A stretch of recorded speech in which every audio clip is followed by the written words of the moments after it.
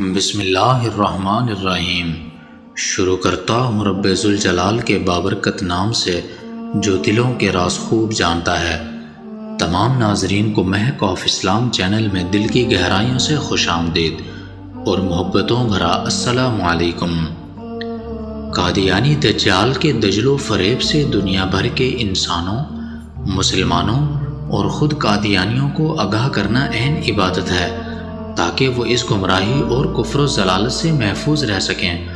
تاجدار ختم نبوت جناب رسالت مآب حضرت محمد صلی اللہ علیہ وسلم سے عقیدت اور محبت کا تقاضا ہے کہ ہم ان کی عزت اور ناموس کی جان و مال سے حفاظت کریں۔ مبارک ہیں وہ لوگ جنہوں نے قادیانیت کے خلاف جہاد میں حصہ لیا اور نبی پاک صلی اللہ علیہ وسلم سے اپنی محبت کو امر بنا دیا۔ ایسے تمام عاشقان رسول صلی اللہ علیہ وسلم کے لیے دین و دنیا کی بشارتیں ہیں، اور مردود ہیں وہ لوگ جو اس قادیانی دجال کو کسی بھی درجے میں انسان جانتے ہیں۔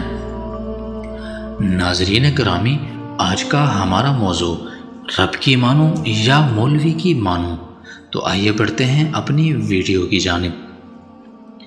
پنجاب کے کسی دیہات میں ایک خوبرو قادیانی لڑکی شادی کے لیے ایک فوجی آفیسر کو پیش کی گئی۔ فوجی آفیسر نے شادی کی حامی بھرنے سے پہلے ایک شرط رکھی کہ وہ کبھی بھی قادیانیت قبول نہیں کرے گا۔ قادیانیوں نے اس کی شرط مان لی اور لڑکی فوجی آفیسر کے ساتھ روانہ کر دی۔ شادی کے بعد رشتے ناطے میں آنا جانا لگا رہا اور نرمی سے فوجی آفیسر کو مائل بھی کیا جاتا رہا۔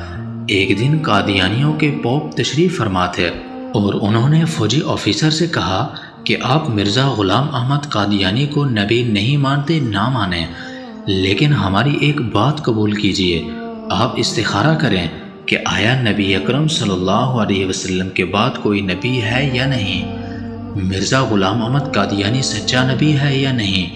فوجی کو زہر پلایا جا رہا تھا مگر اسے پیتے ہوئے احساس تک نہیں ہوا کہ وہ زہر کا پیالہ چڑھا چکا ہے۔ اس نے استخارہ کرنے کی حامی بھر لی۔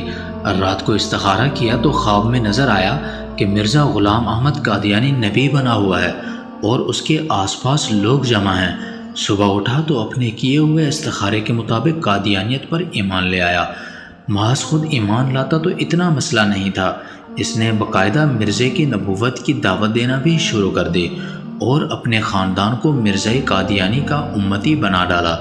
سارے علماء بے بس تھے۔ جو عالم اسے دعوت دیتا تو وہ کہتا میں نے کسی قادیانی کی دعوت پر مرزے کو نبی نہیں مانا، میں نے باقاعدہ طور پر استخارہ کیا ہے اور استخارے میں مجھے قادیانی بطور نبی دکھلایا گیا ہے۔ مجھے از خود خواب دیکھنے کا موقع ملا ہے۔ جب کوئی بھی عالم اسے دلیل سے مطمئن نہ کر سکا تو وہ تنگ آ کر علماء سے ملنا ہی چھوڑ گیا۔ بالآخر چناب نگر کے جلسے میں مولانا یوسف لدھیانی تشریف فرما تھے۔ ان کا شوہرہ تھا اور یہ فوجی آفیسر اس ضام سے ملنے کو تیار ہو گیا کہ ان کے بڑے مولوی کو بھی دیکھ لیتے ہیں۔ مولانا سے جب فوجی آفیسر نے اپنا قضیہ بیان کیا کہ وہ کسی کی دعوت یا کسی لالچ میں قادیانی نہیں ہوا بلکہ وہ خود دیکھی ہوئی دلیل سے متاثر ہو کر قادیانی ہوا ہے، استخارہ اللہ سے مشورہ ہے، میں نے رب کے ساتھ مشورہ کیا جس کا حکم اسلام میں ہے، تو اللہ نے مجھے مرزا قادیانی کو نبی دکھلا دیا۔